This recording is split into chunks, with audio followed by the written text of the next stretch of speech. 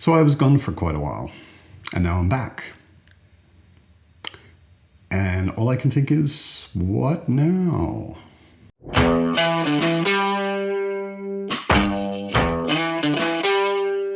Welcome to Mad on Books, where I talk about fantasy mostly, science fiction sometimes, and comics occasionally. If you've been around the channel for a while, you know that I was gone for a long time. I was out for about 5 months. I talked about that in my last video. If you're interested, go back and have a look. And now that I'm back, I think I want to do things differently, but I'm not quite sure how exactly yet. I had not only a break from YouTube, I had a break from reading, more or less, which sounds really bizarre considering I used to read 4 to 8 books every month. But in all of that time away, the only book I really read much was Le Morte d'Arthur. If you don't know it, it's written by Sir Thomas Malory in the 15th century, so the language is interesting and a little bit slower to read than a lot of things. If you're used to reading something like Beowulf maybe, or Shakespeare or something like that, you won't have any problem with it. Otherwise it might be a little work, but you get used to the language. It's the Arthur story. Like, nobody who's written an Arthur story, I think, since the 15th century hasn't read and studied this book. I've read it multiple times. I own 4 copies. This is the nicest one with the leather and the shiny and just a nice bookmark and gold pages. I love this edition. And I got almost halfway through it. So obviously I wasn't reading much while I was away. Recently also kind of inspired me, my good friend, booktube friend, Tori from the channel Tori Talks, link in the description. She posted a thing about not doing TBRs anymore. And I just went, sigh of relief. I'm not going to do TBRs anymore either. I'm going to try not to mention anything I'm reading. If you know the channel, you already know this. At the beginning of the year, I promised to join a read-along with A Song of Ice and Fire. 3rd reread for me. I was super excited about it. I also joined a read-along of Shogun. I also joined on the Keymark Discord a read-a-thon.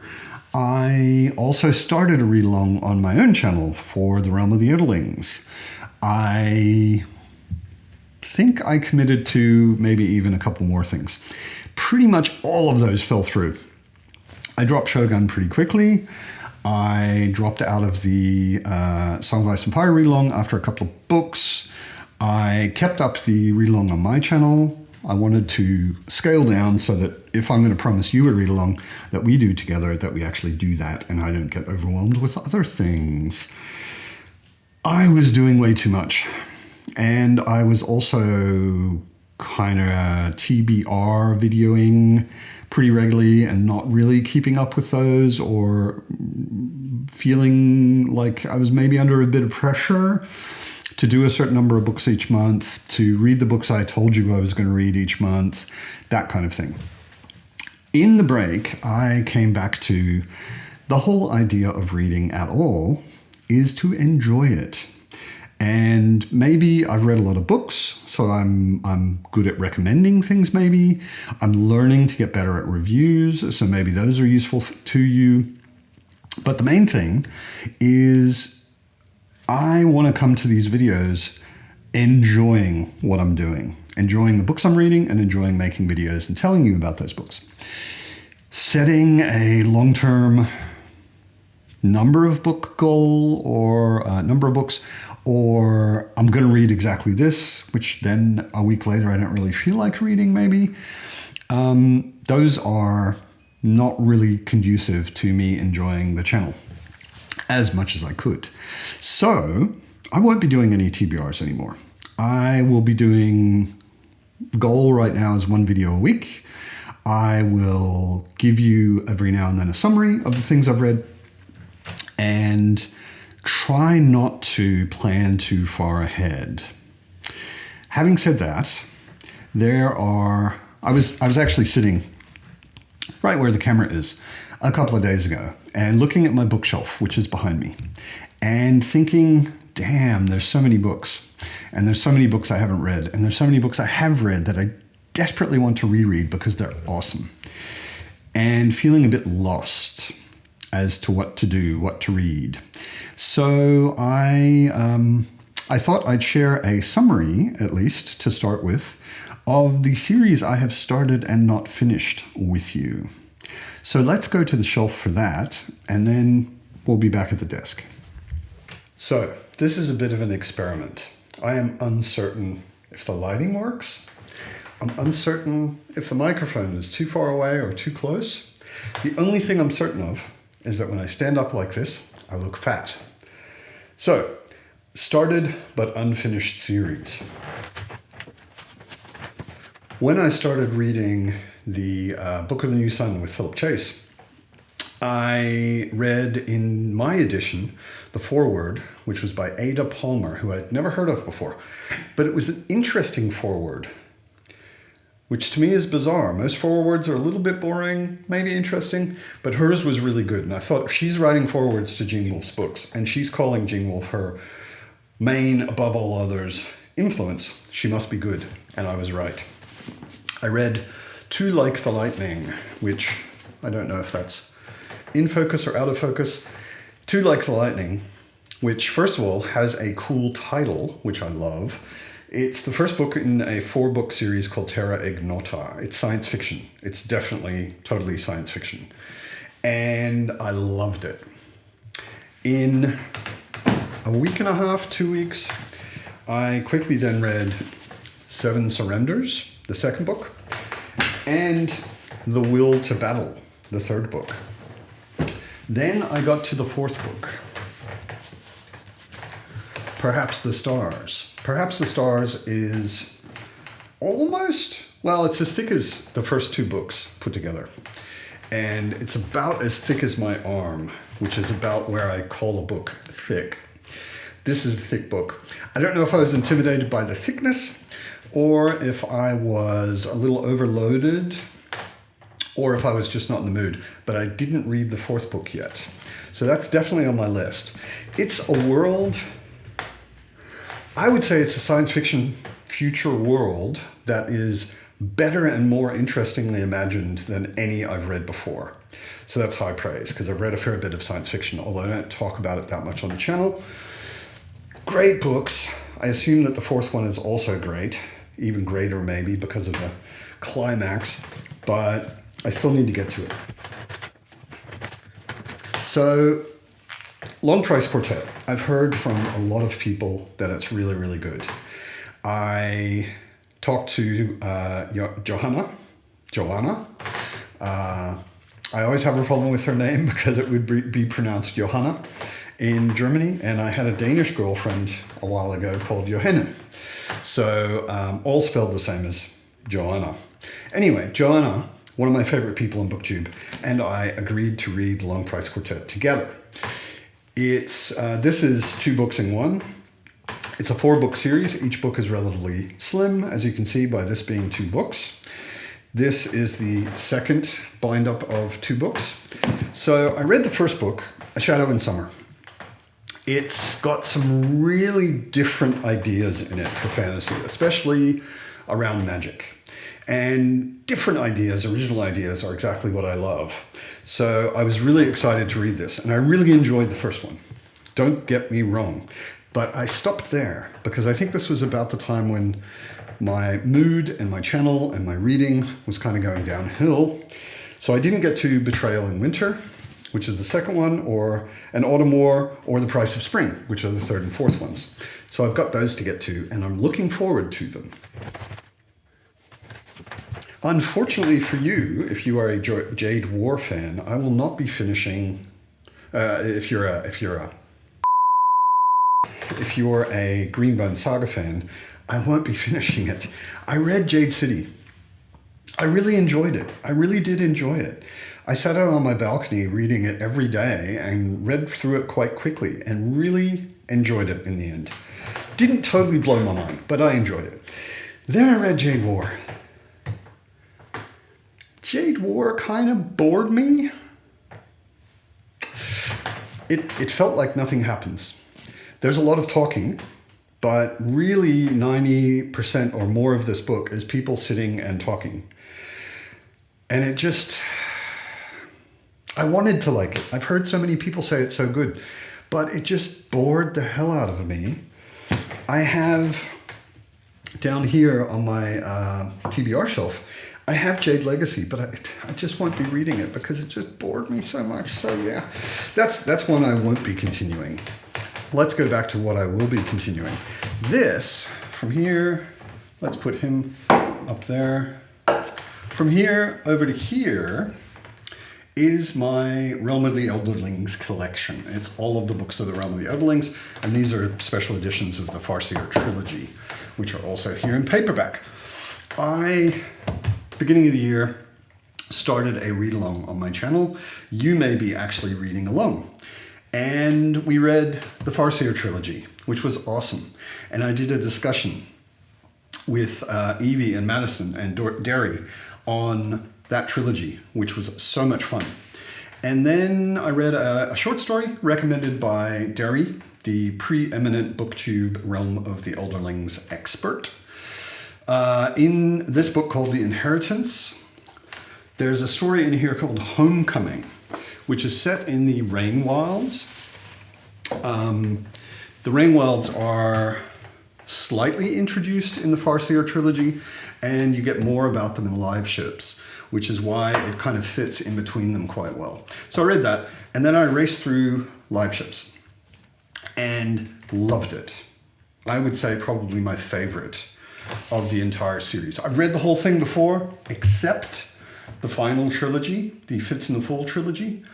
I've read the Rainwild Chronicles before, I've read Tawny Man before, I've read Live Ships before, and I've read Farseer before. All of them, I think, twice before. So this is my third reread. Live Ships is just amazing. I'm working on a discussion, again, with the same ladies, and we're scheduling it. So we'll be discussing that. Then I'll be reading, at some point, The Willful Princess and the Piebald Prince. It's another one of those short, it's not a short story, it's a novella, but it's one of those short ones. It's pretty thin, as you can see. Instead of being as thick as my arm, it's more like as thick as my finger. And that fits nicely in between Live Ships and Tawny Man. And then, of course, I'll be reading Tawny Man and the rest. But I'm going to take my time. I'm going to grab whatever I want, whenever I want. The unfinished series that's maybe most embarrassing, although I'll try not to be embarrassed by it, is if you look over here, all the way from the edge of the shelf over to the middle, that is all Malazan. Malazan is hands down my favorite fantasy series ever. The Realm of the Elderlings is pretty close behind it. And when I started the channel, I was doing the Malaz Everything Read, where I reread the 10 big books, the Malazan Book of the Fallen, but then also continue on and read everything that Stephen Erickson and Ian C. Esselmont have ever written in the Malazan world, which is pretty much all of that, though I'm missing a couple of books. I stalled on that because I got to the 6th book, Reaper's Gale, and Reaper's Gale is thicker than my arm. I have spindly little computer person arms, and Reaper's Gale is chunky. It's basically, if I say I'm going to start this, it's basically, I'm not going to read anything else for the month unless I take breaks in between. So I kind of stalled. Maybe it was too much Malazan at the time. Maybe it was just the size, but I stalled there. But I want to get back to Malazan because it really is a series that, for me anyway, redefined what a fantasy series even could be and what a good fantasy series should be. Yeah, that's it as far as, oh wait, no, how could I forget? One of my other favorite people on BookTube wrote a book. The Way of Adan is Philip Chase's first novel. He worked on the series for 18 years, and this year has been publishing all 3 of them. It's a trilogy. All 3 of them sort of pretty close together because they're all finished. I've got the second one, The Prophet of Adan, which I have not started yet. I bought it in my downtime from YouTube. I haven't picked it up yet. I want to. I enjoyed The Way of Adan quite a lot and really want to continue with the second book and the third one, which I don't have yet, but I haven't gotten to them yet. So they will be on the list for some time. Let's go back to the table. Oh, you're back. So, as you can see from my shelf, I have quite a lot of unfinished series. And if I were to only stick to those unfinished series and get them finished, I'd be busy for quite a long time. I'm not going to do that because I'm trying not to plan ahead. And I'm also trying to just ignore the pressure that you feel when you know that you've got series that you haven't finished. Of those series, I will definitely continue with The Realm of the Elderlings. First of all, because it's one of the best fantasy series ever written, and I really enjoyed what I've reread so far, and also because I miss doing discussions. So I'm working right now on scheduling with Evie and Madison and Derry to continue doing discussions on those. We will be discussing Live Ship Traders series trilogy in the next couple of weeks. I will let you know. We're working out the scheduling at the moment. Other than that, I'm going to read whatever the fuck I want when I want to. So far, it has been, very recently, The Citadel of the Autarch. I was reading this with Philip Chase and Paul Williams, a friend of his, and we were having discussions about them. And I dropped off of that, and it's been a while since there was a discussion. But tomorrow, as I'm recording this, which will be a day or two ago as it comes out and you see it, we're discussing Citadel of the Autarch. It's the fourth book in the Book of the New Sun by Gene Wolfe. It's got a reputation for being difficult. I don't think it's necessarily difficult to read. And I think you can just enjoy it for what it is without thinking too hard. But if you do put some work into it and some hard thinking, and also a couple of books I have back there are kind of guides to it because I'm rereading it for the third time, you can get a lot more out of it. There's lots of symbolism. There's lots of references to things that you may or may not have read. There's quite a lot of religious symbolism going on in it. Amazing books, but yeah, it pays to delve deeper into them. So I just finished, about half an hour ago, The Citadel of the Autarch, which is the fourth and final book. We'll be discussing it. There should be a discussion up pretty much around when this video goes up. So keep an eye out for that. It'll be on Philip's channel, not my channel. So keep an eye out for that. So I read that because I wanted to get back into the discussions, back into interacting with the booktubers that I know and love. That's what I've really missed. That's the thing I missed the most, is interacting with you and interacting on live streams and discussions with other booktubers. So I'm getting back to that. I'm getting Live Ship going. I have another idea which is still simmering in my head, so I'll tell you about it soon.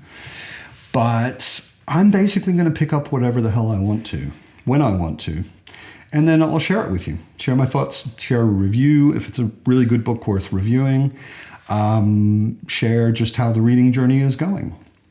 I hope that's cool with you. Let me know what you think in the comments. I hope you're well. I hope you keep reading awesome books, and I will see you soon.